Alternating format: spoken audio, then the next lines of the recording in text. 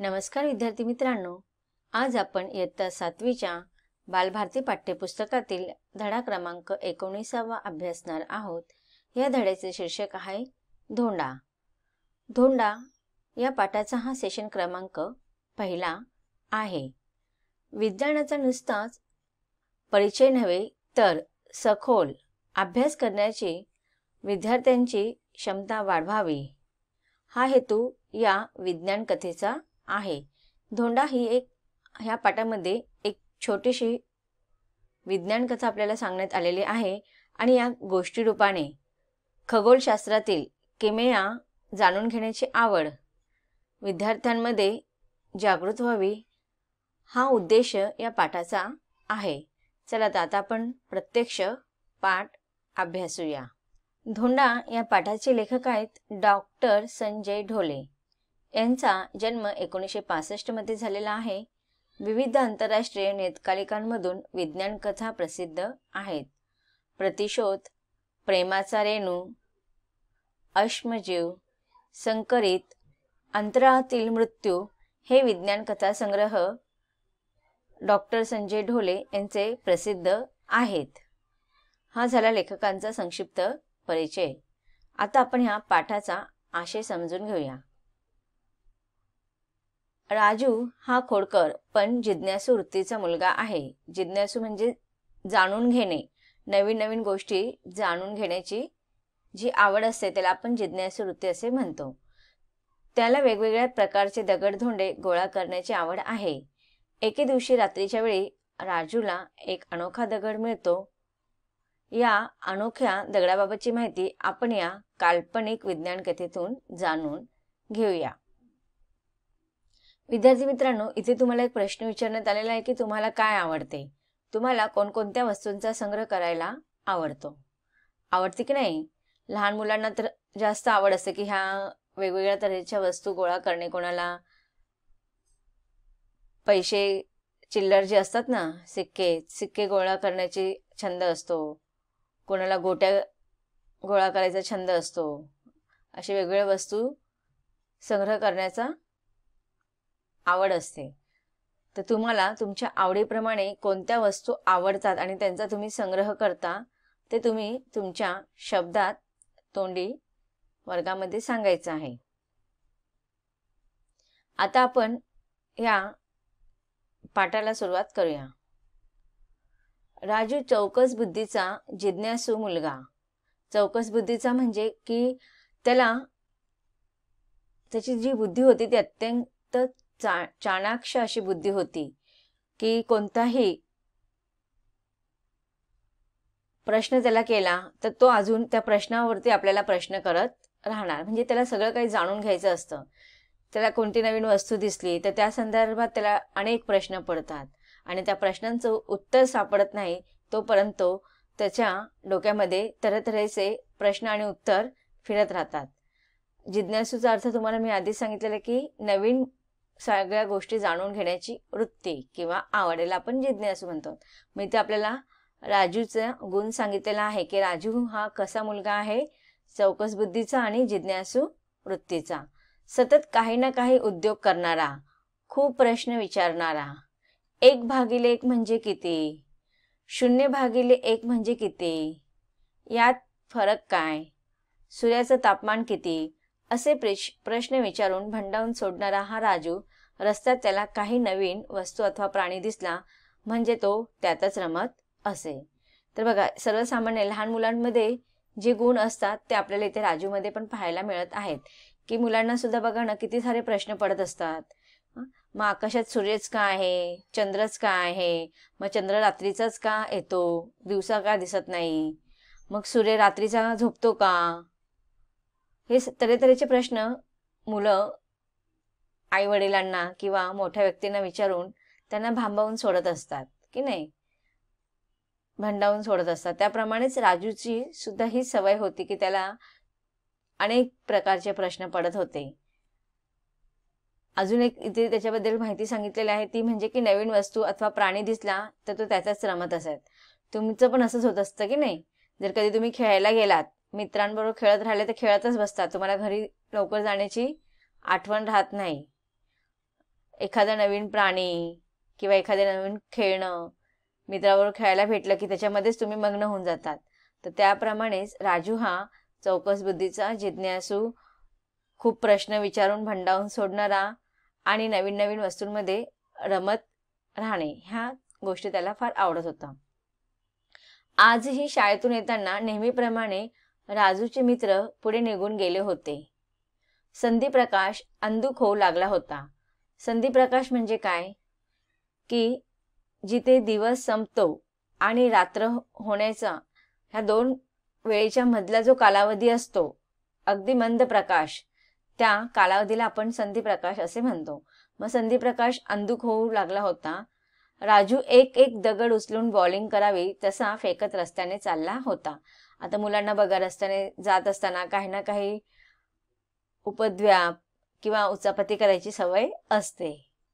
तुम्हाला पण आहे की नाही? अगदीच रस्त्याने जाताना याच्या खोड्या काढ, त्याच्या खोड्या काढ, बाटली दिसली तर ती पायाने उडवत चला, किंवा कागदाचे गोळे करायचे, ते चेंडूसारखे वरती खालीवर उडवायचे. तर मग इथे सुद्धा राजू हा एक दगड उचलून, आपण ज्याप्रमाणे बॉलिंग करत चालतो तसंच तो रस्त्याने तो दगड बॉलिंग करावी तसा फेकत चालला होता. बघा इथे तुम्हाला हे चित्र दिसत आहे. चित्रामध्ये तुम्हाला तो राजू दिसतोय आणि त्याच्या हातामध्ये एक काय दिसत आहे? दगड दिसत आहे.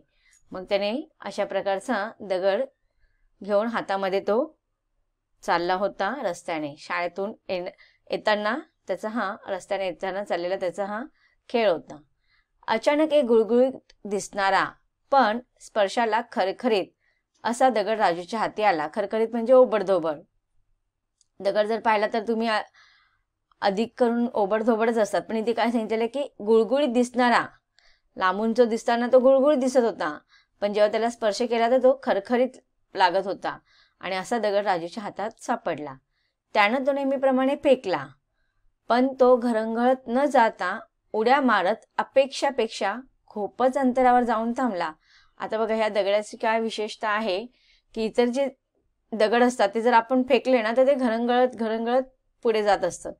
पण राजूला जो दगड भेटला होता त्याने जे नेहमीप्रमाणे इतर दगडांप्रमाणे त्याला फेकला तर तो घरंगळत न जाता टुनू उड्या मारत तो अपेक्षापेक्षा, त्याने काही जास्त जोर लावलेला नव्हता, पण ज्याप्रमाणे त्याने जेवढा जोर लावला होता त्याच्यापेक्षा अपेक्षापेक्षा तो जास्तच अंतरावरती जाऊन थांबलेला होता.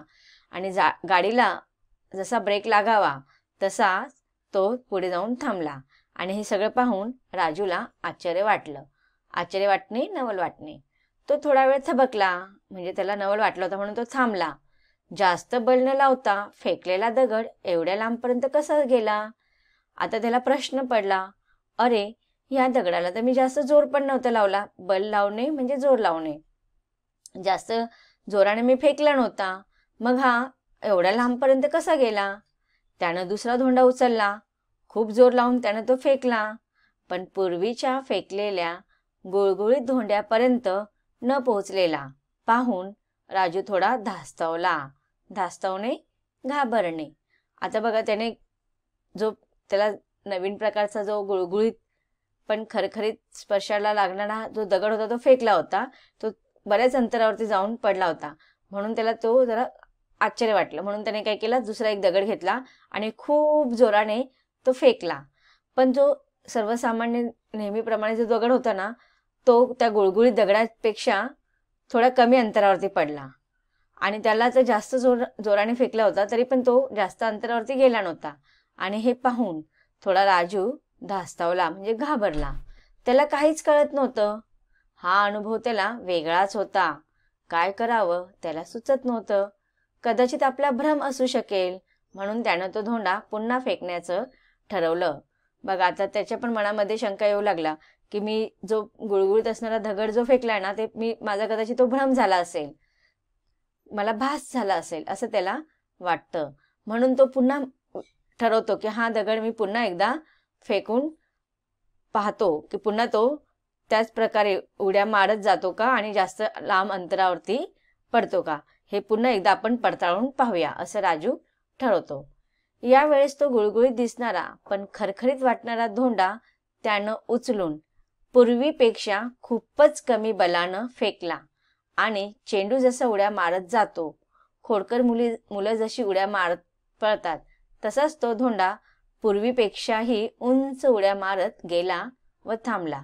आता त्याने पुन्हा दुसऱ्या वेळेस प्रयोग करून पाहूया म्हणून त्याने काय केला, तो गुळगुळीत दिसणारा पण स्पर्शाला खरखरीत लागणारा तो धोंडा उचलला.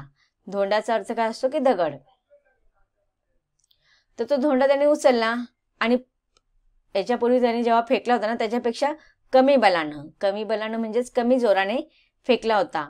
पण त्याने काय पाहिलं की चेंडू जसा उड्या मारत मारत जातो, आणि इथे अजून लेखकाने कल्पना केलेली आहे की उपमा दिलेली की खोडकर मुलां जशी उडी मारत पळत असतात ना, तसाच तो धोंडा सुद्धा पूर्वीपेक्षा उंच उड्या मारत मारत गेला आणि पुढे जाऊन तो बऱ्याच लांब अंतरावरती थांबला. राजूला या नवीन धोंड्याची थोडी गंमत वाटली. एक नवीन खेळणंच आपल्या हाती लागल्याचा आनंद त्याच्या चेहऱ्यावर दिसत होता. हा धोंडा काहीतरी विलक्षण असल्याची जाणीव त्याला झाली. आता बघा, मुलांना असे काहीतरी वेगळे पण असणारे जेव्हा वस्तू मिळतात तेव्हा त्यांना थोडी गंमत वाटते, आणि एक विशिष्ट प्रकारचं नवीन खेळणं, इतर खेळण्यांपेक्षा वेगळं असं खेळणं भेटल्याचा आनंद त्या लहान मुलांच्या चेहऱ्यावरती दिसतो. अगदीच तसाच अनुभव इथे राजूच्या बाबतीत झाला होता. राजूला त्या नवीन दगडाविषयी, नवीन धोंड्याविषयी फार गंमत वाटली, आणि ते नवीन खेळणं आपल्याला सापडलेलं आहे हा आनंद अगदी त्याच्या चेहऱ्यावरती ओसंडून वाहत होता. आणि हा धोंडा काहीतरी विलक्षण असल्याची जाणीव त्यावेळेस त्याला झालेली होती. शाळा सुटून बराच वेळ झाला होता. अंधार दाटून आल्यानं हा खेळ राजूला थांबवावा लागला. तो विलक्षण धोंडा त्यानं उचलला.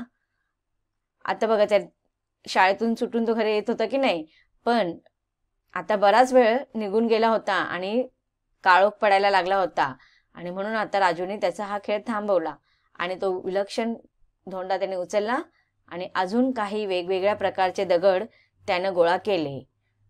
राजू घरी आला आणि घरी नेहमीप्रमाणेच त्याचं स्वागत होणार होतं. आता बघा, त्याला अंधार पडलेले आहे आणि शाळेतून येताना तो खेळत येतो, आणि या खेळण्याच्या नादामध्ये आणि नवीन प्रकारचा विशेष प्रकारचा धोंडा मिळालेल्याने तो त्याच्यातच खेळण्यामध्ये मग्न झालं होतं. मग त्याला घरी जाण्याचं भान राहिलं नाही, वेळेचं भान राहिलं नाही. आणि जेव्हा अंधार पडू लागला तेव्हा त्याच्या लक्षात आलं की त्याला फार उशीर झालेला आहे, म्हणून त्याने त्याचा तो नवीन स्पर्शाचा भेटलेला तो धोंड्याचा खेळ थांबवला, आणि त्याच्याबरोबर आजूबाजूची इतर काही वेगवेगळ्या प्रकारचे दगड त्याने गोळा केले. ते सगळे दगड त्याने घेतले आणि राजू घरी आला. आणि जेव्हा राजू घरी आला त्याचं नेहमीप्रमाणेच त्याचं स्वागत होणार होतं. आता इथे असं का म्हटलेलं आहे की त्याचं नेहमीप्रमाणे स्वागत होणार होतं? तुमच्या बाबतीत पण असं होतं की नाही, तुम्ही खेळायला जातात, कधी कधी सांगतात आईला मी 15 मिनिटात येतो, आणि 1 तास होतो तरी तुम्ही येत नाहीत, आणि मग त्यावेळेस तुमच्या घरी पण तुमचं स्वागत होतं, हो की नाही? किंवा तुम्ही कधी कधी मित्रांकडे जाऊन खेळत असतात आणि घरी सांगूनच जात नाही की तुम्ही कोणत्या मित्राकडे जाणार आहात किंवा तुम्ही कुठे आहेत, आणि घरातले सगळे तुमची वाट पाहत असतात. किंवा कधी कधी तर प्रसंग असा येतो की घरातली लोक शोधाशोध करायला सुद्धा सुरुवात करतात, आणि मुलंच ती खेळण्याच्या नादामध्ये लागली की सगळे तहान भूक सगळी त्यांची विसरून जाते. आणि तसंच ह्या राजूचं आजच असं झालं होतं असं आहे का? नाही. नेहमीच शाळा सुटल्यानंतर तो आपला खेळत यायचा, दगड धोंडे गोळा करायचा, त्यांच्याबरोबर खेळत बसायचा, आणि ह्या सवयीमुळे त्याला नेहमी घरी यायला उशीर व्हायचा, आणि त्यामुळे त्याच्या घरातील लोकांना आता त्याची सवय झाली होती. आणि जेव्हा तो घरी उशिराने यायचा त्यावेळेस नेहमीप्रमाणे त्याचे घरातील त्याची वाट बघत असायचे आणि त्याचे स्वागत करायचे. आता स्वागत कशासाठी करणार आहेत ते आपण पुढच्या भागामध्ये अभ्यासूया. तर विद्यार्थी मित्रांनो, पाठाच्या या भागामध्ये आपण काय शिकलो की राजू बद्दल आपण बरीचशी माहिती जाणून घेतलेली आहे की राजूचा बुद्धीचा चाणाक्ष बुद्धीचा होता, जिज्ञासू वृत्तीचा होता, खेळकर होता. शाळेतून येताना खेळामध्ये एवढा मग्न होऊन जायचं की त्याला घरी लवकर येण्याचं भान नाही राहायचं. अगदी तुमच्याप्रमाणेच त्याच्या पण सवयी होत्या. आता घरच्या सगळे त्याच्या स्वागतासाठी उभे आहेत. आता पाहूया घरातील मंडळी राजूचे स्वागत कसे करणार आहात सगळ्यांना जाणून घ्यायची उत्सुकता असेल, परंतु त्याचा अभ्यास आपण पाठाच्या पुढील भागात पाहणार आहोत. धन्यवाद.